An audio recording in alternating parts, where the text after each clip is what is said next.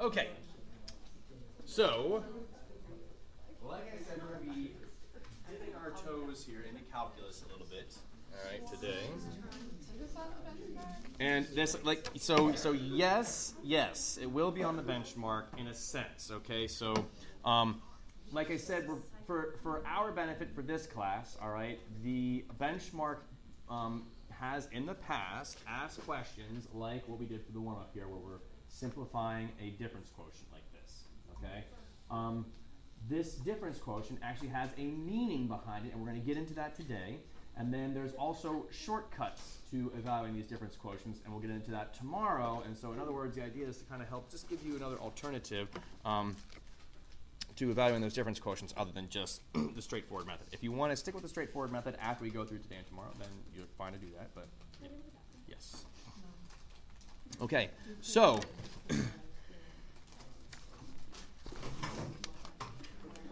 Calculus, all right, was a mathematics that was developed kind of in response to two major questions, all right, and we're going to be looking at one of those major questions today. And the idea is trying to find the slope of a nonlinear function. Okay, trying to find the slope of a nonlinear function. And so to do that, well, it's kind of a difficult question, right? Because a nonlinear function, like you can see right here, right? Well, it's not linear. And so the slope for a linear function is the same, right? It never changes, right? So you talk about the slope of a line. The slope of a line is the same anywhere you are on the line.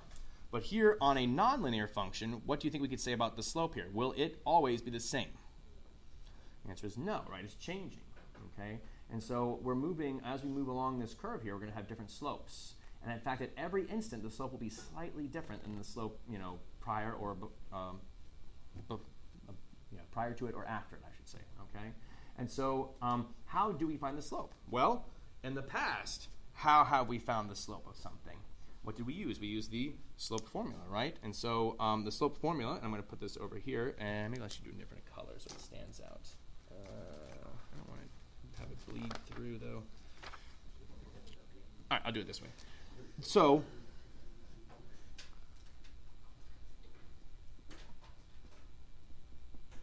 okay, y2 minus y1 over x2 minus x1, right? Classic slope formula there.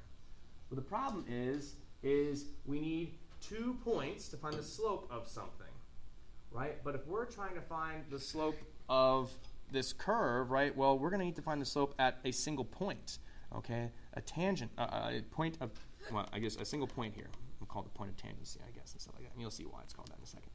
But anyway, okay, so how do you find the slope at a single point, right? Well, what we're going to do is estimate, okay? So we'll start with a point right here, okay? And we'll call this point x-coordinate c, and then the y-coordinate we'll say f of c, right? Because if you plug c into the function here, we'll say that's our function f right there. Okay, if you plug c into the function, then you should get out the y value f of c, right? So this point is c comma f of c. We'll say that's our coordinate for that point. Okay.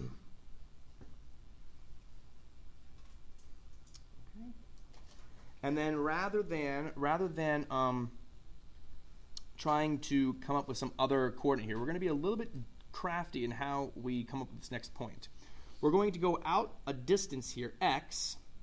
Okay, and we're going to call that distance delta x. Okay, some little change in x, right? Delta means change. So we're going to have some change in x. Okay, we'll go out that distance to get to this point. Okay, so if the coordinate of this is c, and we go out delta x more, how can we label this coordinate right here? C plus delta x. C plus delta x. Right? C plus delta. We're going to add delta x onto c, and that gets us out to this point right here. Okay? And so then the x-coordinate of this point is going to be c plus delta x. And then the y-coordinate will just be, well, we're going to take that x, this value right here, and we'll plug it into the function. So f of c plus delta x. Okay? So again, our goal here is to find the slope at a single point. but now we're using 2 points. Right now we're going to use 2 points. Okay, so again, our ultimate goal is to find the slope at 1 point, but right now we're going to use the slope of 2 points here. Okay.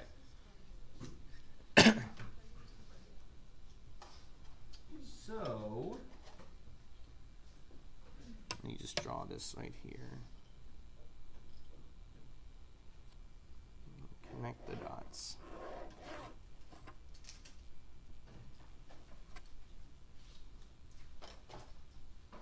Okay, and this is called a secant line.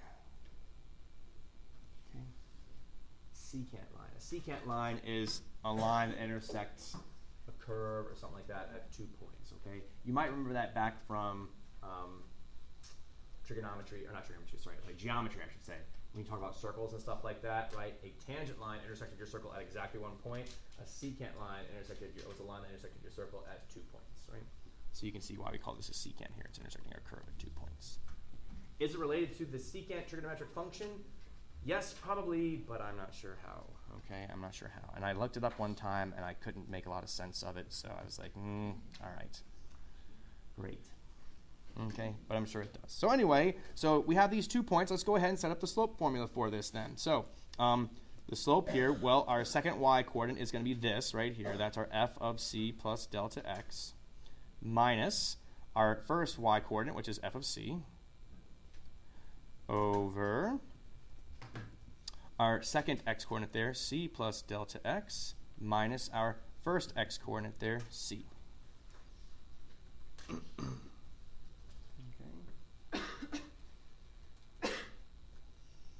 So again, y2, f of c plus delta x, minus y1, f of c, right? And we're just finding the slope here. And then x2, c plus delta x, minus x1, c. Okay. Now there's a little simplification that we can do here. What can cancel out here? The c's, right? Just the c's. And so we're left with f of c plus delta x minus f of c all over delta x. Okay? And you remember this, or you've seen this before, right? It's the difference quotient.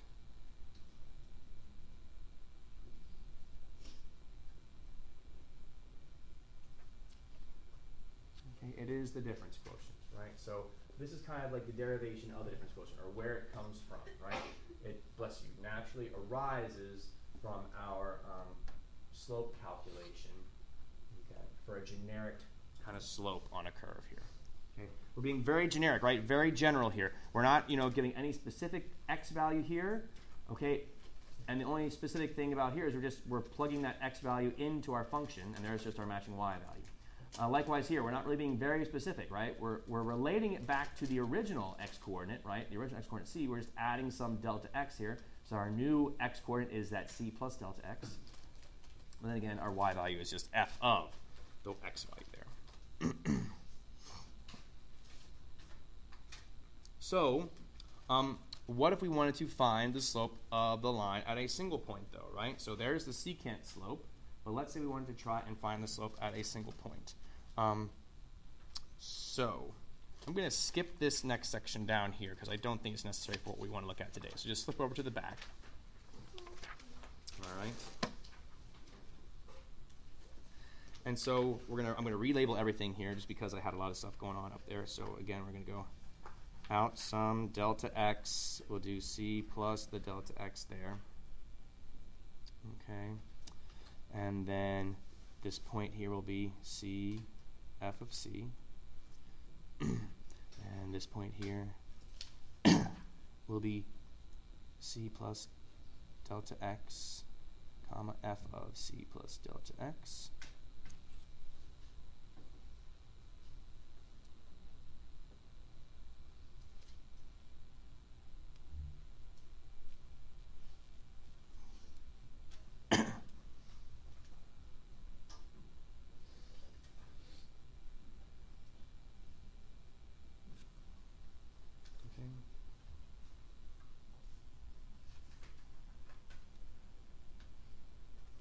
Oh, and that's right. Okay, well, we are going to flip back over to the front. I do want to do those points on the front. That's why.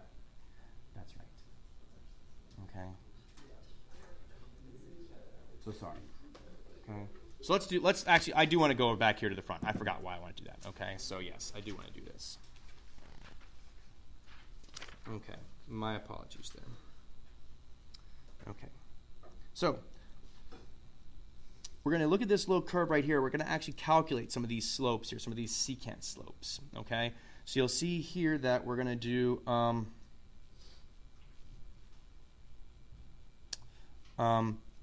well, so again, what if we wanted to find the slope of the line at a single point instead of two, right? So here's our single point, you know, right here. Let's say let's say we want to find the slope of the function at this one point, right? Well, if we try to do the slope formula there, we only have the 1 point, so our y2 and our y1 would be the same, and so would be our x2 and x1, right? And so f of 1, which is 2, f of 1 again would still be the 2 there, and then over 1 minus 1, it would give us 0 over 0, right? So it's not very clear. Whoops, sorry, not the screen there. It's not very clear what this value is going to equal. Okay. Right, at that single point, we get an undefined slope. Well, let's maybe pick some points that are kind of close to it, right? So, for example, here, let's maybe pick the point right here and find this slope.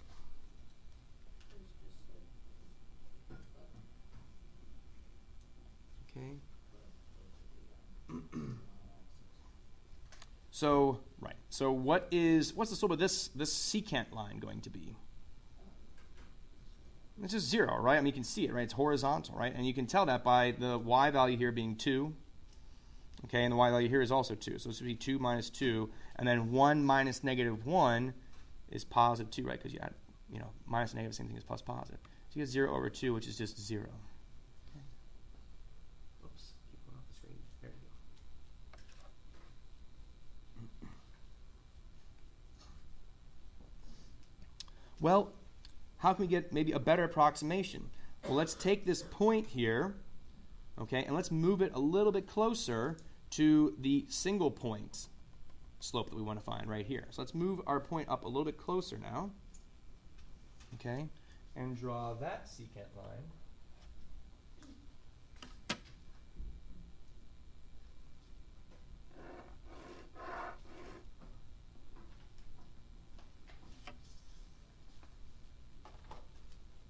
Okay, and already, having taken our point here and moving it up to here, right, having taken our point right here, moving it up to here, okay, we're now closer, right? Is this secant slope, does this slope look like a better approximation than our first slope that we found? It does, right? It looks closer, okay? It looks a little bit closer, and that's the idea here. We're getting, by bringing in this point closer, we're going to hopefully get a better approximation. And so let's go ahead and do that. And that's what this calculation is right down here. Okay? So again, f of 1 is 2. F of 0 is 3. And then, well, 1 minus 0 is 1. And so we get 2 minus 3, which is negative 1, over 1, which is negative 1. Okay? So again, trying to find the slope at a single point using our old method involving the slope formula, right? It would have us doing the same y coordinate minus the same x coordinate, we get 0 over 0, which is indeterminate form, right? We're not sure what that equals. If we pick another point and then find the slope from it to the point whose slope we're interested in, okay, we get a slope of 0 there. We bring that point in closer, and we get a better approximation of what we think that slope is going to be at this single point, right? It's now negative 1, okay? And so how can we keep bringing in this point closer and closer and closer to this one right here? And we're going to do that through the use of a limit, But yes, it's calculus that we're going to do. Okay. So what we're going to do is take this point right here that is some distance, delta x, from our first point, or the x-coordinate, some distance delta x from our first point here, and we're going to shrink this delta x. We're going to bring this point in closer and closer and closer and closer so that this secant slope gets closer and closer and closer to the tangent slope, the slope at a single point there. Okay, and so how we do that, like I said, we use the limit. The limit is delta x approaches 0. We want to shrink that delta x down to nothing. And we'll just do it to our difference quotient here, the f of c plus delta x minus f of c all over delta x. Okay. And that is the calculation we'll use to find the slope at a single point. We're going to shrink that delta x down so that these 2 points, this point right here, gets drawn closer and closer and closer and closer and closer as the limit approaches 0 here. Okay, so I'm going to write that out. As delta x approaches 0,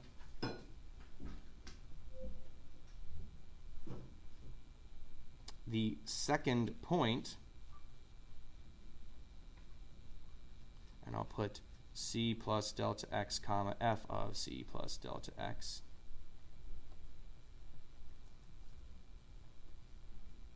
gets closer and closer to c comma f of c. Okay. As a result, the slope of the secant line, again, it's currently a secant line because it's got 2 points. Okay. So the slope of this secant line that's got 2 points, it's going to get closer and closer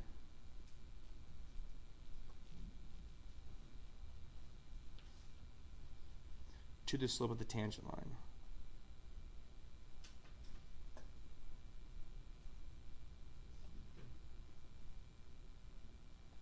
At c f of c. Okay. So as delta x approaches 0. So you shrink the distance between those 2 points. Well, I shouldn't really shrink the distance. We're bringing one point in closer and closer to the other point. We're going to bring this point in closer and closer and closer. The secant slope will become a better and better approximation and essentially becomes the slope of the tangent line as we approach that 0 there. Okay. So questions up to that point. Okay. So, if you just look down there at the next kind of line, okay, so definition of tangent line with slope m, okay, and we'll just read through this here. There's not really much for me, there's not much else for me to write and fill in here, okay, so we'll get to it here. If f is defined, so defined means that it exists, on an open interval containing a point c, and if the limit exists, then the line passing through the point c f of c with slope m is the tangent line to the graph of f at the point c f of c.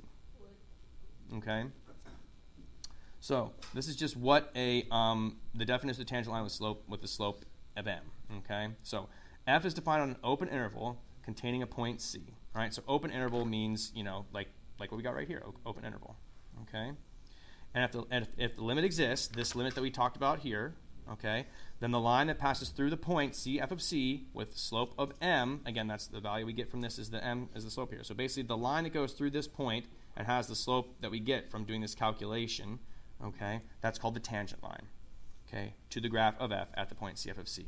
Okay, the slope of the tangent line to the graph of f at this point, so the slope at this point here, okay, is also called the slope of the graph of f at x equals c. Okay, this is also known as the instantaneous oh gosh, I can't spell. Instantaneous rate of change of f at c.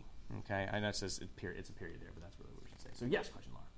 So what we call the secant line is not a tangent line? When once you evaluate that limit, you've now eliminated 2 points because the one point is going to shrink in closer and closer until it becomes that other point. So you're going to get this slope that way.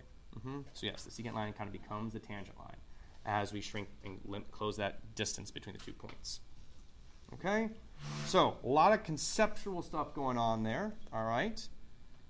But now we're going to get into some actual calculations and things, okay? And hopefully this will help make some sense here too. Alrighty? So let's do that. In fact, now we're going to just go to a piece of paper here or something like that. So you got a piece of paper. Get that out here real quick, and we'll do some of these calculations. Did you not collect warm-ups from last week? Oh, I forgot to collect warm-ups last week, I think, yes. Just because you ran right into the, we went right into the test. Well, not right into the test, but yeah.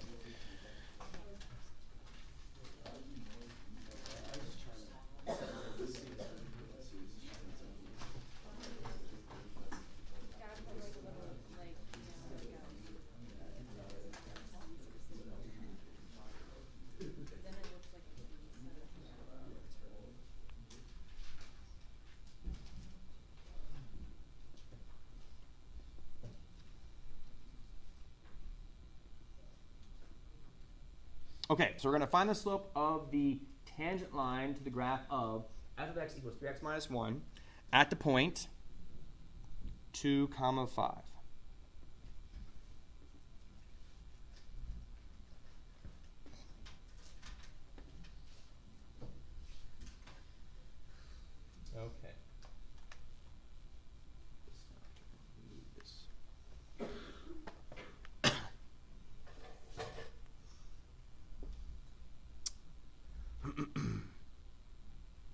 Okay. So again, I can replace that word slope of the tangent line. I could say find the slope of the function f of x equals 3x minus 1 at the point 2, 5, right? I could replace it with that, okay? And in those terms, right, if I were to say, again, that's synonymous, right? We just talked about that. Where did I put the paper that I just wrote? Here. Crikey. Okay, right? That the slope of the graph of f at a point x equals c, that's the same thing as the instantaneous rate of change, or it's also the same thing as the slope of the tangent line to the graph at that point, okay?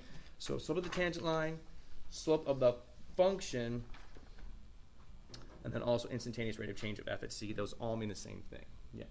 Wouldn't a tangent line of a line be the slope of the function? Yeah, exactly right. Right? So in this case, right, this should be an easy one for us. It should be an obvious one for us. Since our function is linear, what's the slope of this line going to be? 3, right? So we better get an answer of 3 here in the end, right? Because the slope we already know, it's 3. It's not going to change. It's always the same. But this is just to kind of check ourselves to make sure, you know, at least something that we are more familiar with should work out, right? So let's just go ahead and do it. So we'll say the limit as delta x approaches 0, okay? And since, again, we're finding the slope at a specific point, I'm going to use kind of like this version of it. Okay, the one that we saw earlier, right, in our notes here. But the one from the warm-up is very similar. I mean, it's you'll just slight changes. Okay, but let's just go ahead and find it at this single point. Okay, what is our c value going to be? What is the x value that we're going to use here?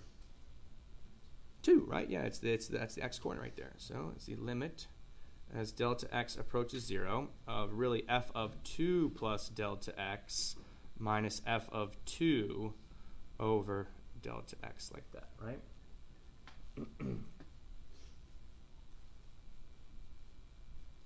So this simply means we're going to be evaluating the derivative of the function at 2. We're going to be finding the value of the derivative of the function at 2 because that's what our point is, right? Our point is 2, 5. Okay. So let's plug it in here, right? What f of 2 plus delta x will be then, well, again, the limit as delta x approaches 0 here. Because, again, that delta x is approaching 0. We're shrinking the 2 points closer to one another, or bringing the 1 point in closer and closer and closer to make it a tangent slope here. 2 plus delta x will plug right in here, so it'll be 3 parentheses 2 plus delta x minus 1 minus, and then f of 2, what is f of 2? 5, right? You can either use the point here, right, 2, 5, or you can plug 2 in. 2 times 3 is 6, minus 1 is 5. So the f of 2 is 5 there. All over then the delta x. Oops, I'm going off the screen again. There we go. Okay. So simplify this, right? Distribute the 3.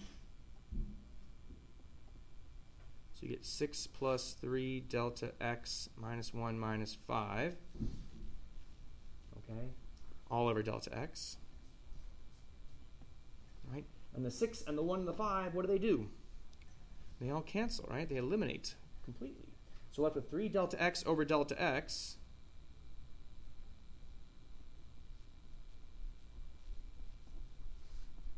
Okay?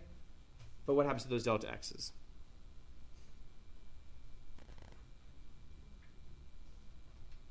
Three times delta x divided by delta x, they cancel. And so we're left with a limit as delta x approaches 0 of 3. So what does this equal? Is there any place for us to plug 0 in for a delta x here? No, so the answer is just 3. Okay, you can think of it as like a direct substitution, but the final answer there is 3. Which again should not surprise us, because as Ethan said, right, or as he kind of indicated there, it's a slope of this function is 3, right? It's a line. So we should know the slope of the line is 3 in this case when it's written in this form. Okay? But let's do something more interesting. Okay? Let's do something more interesting than that. Okay? Let's do something more interesting than that. So let's try, let me see here. Is this 1, 2, 3? Okay, yeah. Let's go back to our function here when we were trying to find the slope at this single point. Okay, at the point 1, 1, 1 there. All right. That function, okay, is x squared plus 3, I think. So if f of x equals x squared plus 3, okay, or it should be negative x squared plus 3, I think, actually. Whoops. Sorry. If f of x equals negative x squared plus 3, okay, find the slope of the tangent line at, and the point was 1, 1, I think, right? Oh, 1, 2. I can't do math very well there. Can't count. 1, 2. Sorry. And again, this should be obvious because you just plug 1 in. 1 squared is 1. Negative 1 plus 3 gives us 2. So 1, 2. Okay.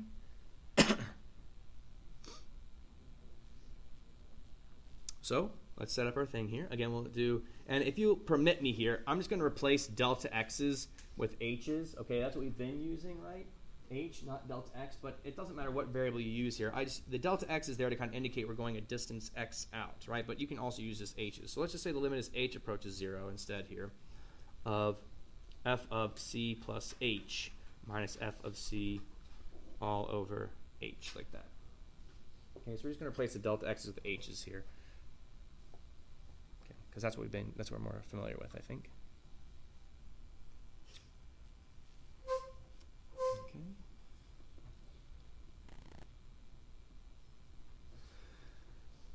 And so again, our point of tangency, or our tangent line, our point here where we're trying to find that tangent slope is at 1, 2. So c is going to be what number?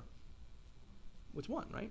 F of 1 plus h minus f of 1 all over h there.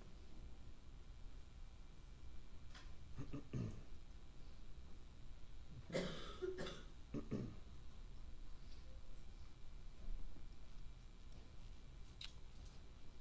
And so now we'll just plug in 1 plus h here into our function. So it'll be limit h approaches 0 of negative 1 plus h squared plus 3 minus parentheses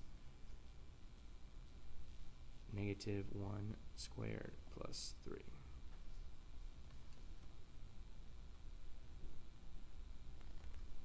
Okay.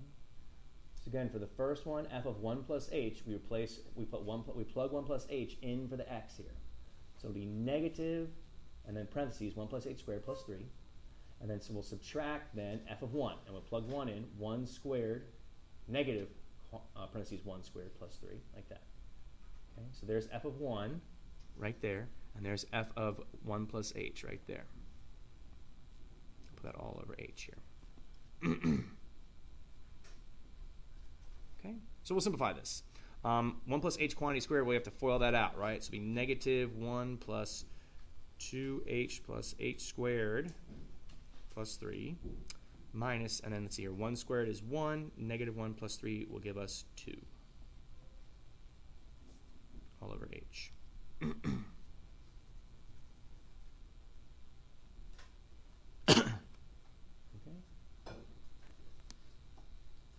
distribute the negative. Negative 1 minus 2h minus h squared plus 3 minus 2 all over h.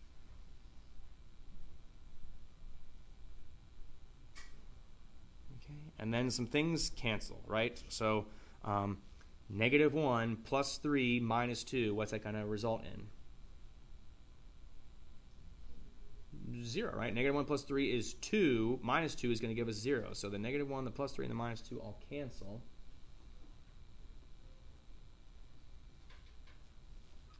And so we are left with a limit as h approaches 0 of negative 2h minus h squared all over h. Okay, and then how can we simplify this? What can we do?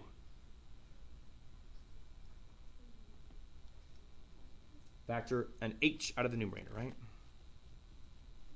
So h times negative 2 minus h all over h. The h's will cancel.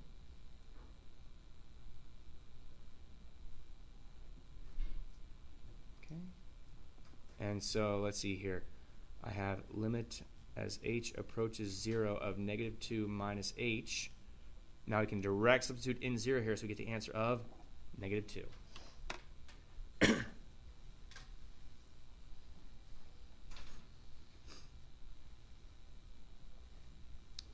So what is that again? That is the slope. That is the slope, okay, of our function at this point. Okay? This negative 2 is the slope of this function at this instant, at this single point. Okay? So we could write the equation then of the line that's tangent to this graph at this point, right? Because we know a slope of the line. The slope of the line is going to be negative 2. Okay? And it is going to have a point 1, 2. So we could use point slope form here. So we could say the tangent line, okay, will be y minus 2 equals negative 2 x minus 1, right, in point slope form. There it is in point slope form. Tangent line at 1, 2, I should say. Okay? Or if we add the 2 over, I could graph this, right? And in fact, I'll show you here. Doop-a-doop-a-doo. 3 minus x squared, or negative x squared plus 3. I'll do it that way, maybe. Okay? So let me graph the function just to show it to you here. So negative x squared plus 3. Okay? I'm also going to graph the equation of my tangent line here. Negative 2 x minus 1 plus 2. Okay? There's the curve, and there's our line. And doesn't that look pretty tangent, right? If I hit zoom in just a little bit more, okay, again, there's our curve, and there's that tangent line right there. As you can see, and if I do, let's see, I can calc intersect, okay, and I find the intersection point between the curve and the function. There it is, right there. You can see there's our point of tangency at 1, 2, right? And it gives us a rounding error there, but there it is, okay? So this slope we found is the slope of our function at this point right here. It's the slope of negative 2. Which makes sense that it's negative 2, right? I mean, if you look here, right? What's the function doing here? What's the behavior we see here? It's decreasing, right? It's decreasing. And so the slope, it makes sense to be negative, right? Because we understand a negative slope to mean decreasing. If we were to find the slope at this point, right, what's the function doing here in this interval? What's the function doing? Increasing, right? So the slope, if we found the slope at this point, we would have a positive slope, right? You can see, like, if you can imagine, like, if my pen were like the tangent line here, the tangent line would look something like this, right? And so we have a positive slope. This line is a positive slope, right? What's the slope at, what would the slope right here be at the very top? What do you think? 0, right? It's like a horizontal tangent line right there, just like that. Okay? Horizontal. Ethan, question? Is there any reason why you can't do like add up on the board and then substitute in C for X? Right. So, no, absolutely not. You could. So, what we've been doing, all right, is finding very specific values. Okay? We found the derivative at, or the slope or the tangent line at specific values here. We plugged in C. Okay? But, yeah, what Ethan's saying is, well, couldn't we just do a generic x and then get this function here at the end and then use it? And the answer is yes, absolutely you could. Absolutely. So let's do one more here. All right. And let's go ahead and just do that with this function that we talked about. Okay, yes, let's just do it that way. I'm going to squeeze it in right down here. Okay, so let's just find the slope of the tangent line at a point x f of x for f of x equals negative x squared plus 3. Okay, so we'll use the exact same function here, negative x squared plus 3, okay? But now we're just going to find like a generic kind of formula for the slope at any given point, okay? So you could do it for any point, okay? You can find it just generically here, okay? So we'll do that. So let's do the limit as h approaches 0. And since we're going to use our generic point here, we're just going to put in f of x plus h minus then f of x. So in other words, c, where we had a number, right, we plugged in the actual value there for c, which was 1, right, the x value there, 1. We're going to do just a generic x here. So it'll be f of x plus h minus f of x all over h. Okay. And so let's see here. In our case then, it'll be negative x plus h squared plus 3 for f of x plus h minus, and then f of x is negative x squared plus 3 all over h.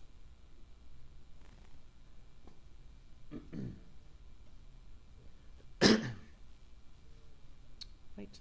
So again, we're just going to do it for a generic point now. Any point on our curve. A generic point. Doesn't have to be a specific point like 1, 2 here. Okay, so we'll simplify. So x plus h quantity squared will be x squared plus 2xh plus h squared plus 3, and then plus x squared minus 3 all over h.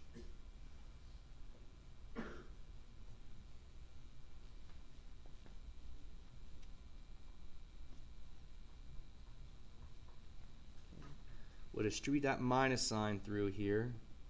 Hopefully I don't run out of room. Negative x squared minus 2xh minus h squared plus 3 plus x squared minus 3. Okay. So again, all I did was just distribute the minus sign there in front of the parentheses. So it's negative x squared minus 2xh minus h squared. And now things cancel, right? So what cancels here from our numerator? X squareds are gone.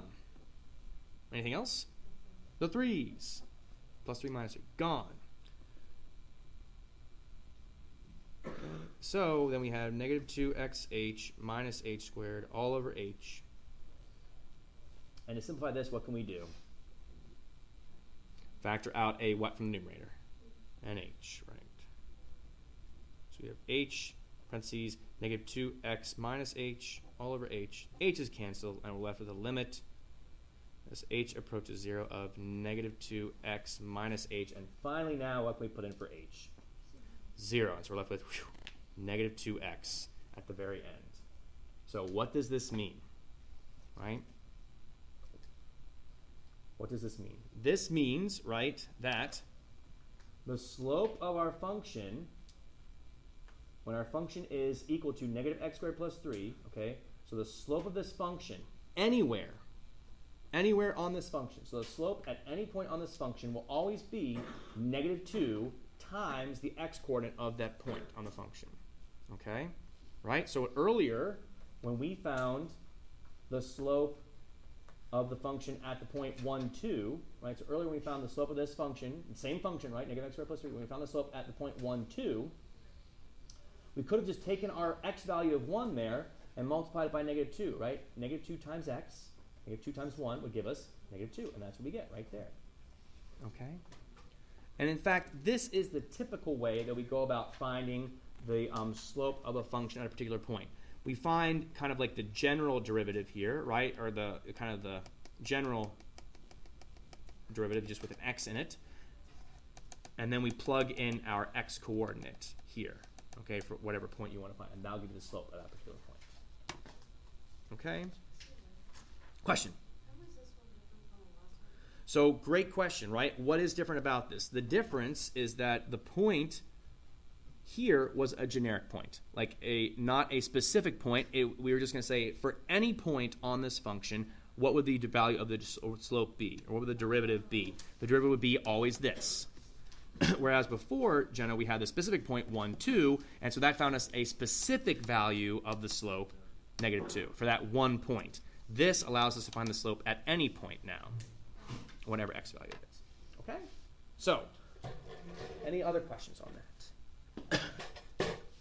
So my recommendation, my encouragement to you would be to do it this way, okay? Use the limit definition of the derivative. If you're trying to find the slope of a function or find the slope of the tangent line of a function, okay?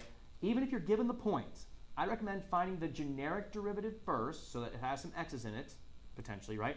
And then plug in the x value for the point that you're given. And that'll allow you to evaluate the derivative, I think. Okay? This would be better practice, I think, to do it this way than what we did right here. Okay, but you can do it this way if you want, where you plug in the number ahead of time for like the c, and then evaluate from there too. Your choice. But I think this is going to be more generally useful for you if you do it this way. Okie dokie. So I want to give you the rest of the time to try these on your own, okay? So, or together, kind of thing. That's fine too. But let me get you the assignment here, if I can remember where I put my information. Should be here. Okay? So you're going to want to get your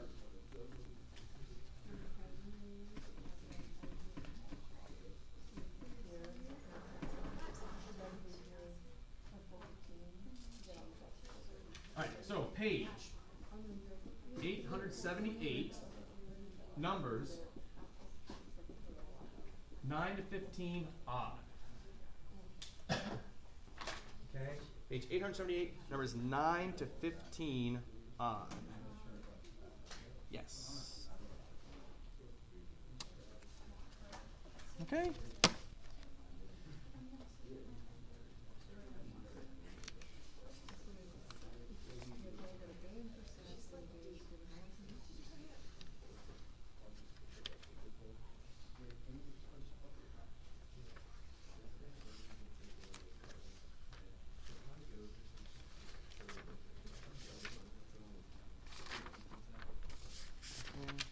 So I would strongly encourage you to use the remaining time that we have in class here to try one or two of these out, okay? Because I'll be here to help and stuff like that, okay?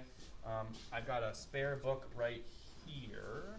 You want to come up and take a picture of the problems or something like that if you don't want to have to go to it. There you go. You guys want to take a picture, okay?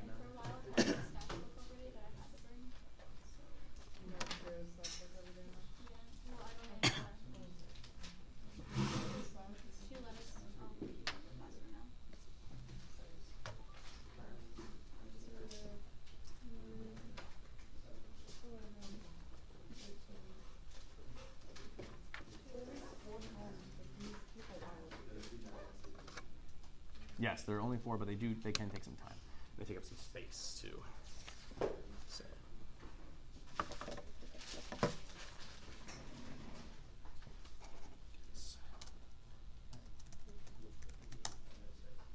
And again, don't fret, because I know these take some work. We'll learn some shortcuts tomorrow, though.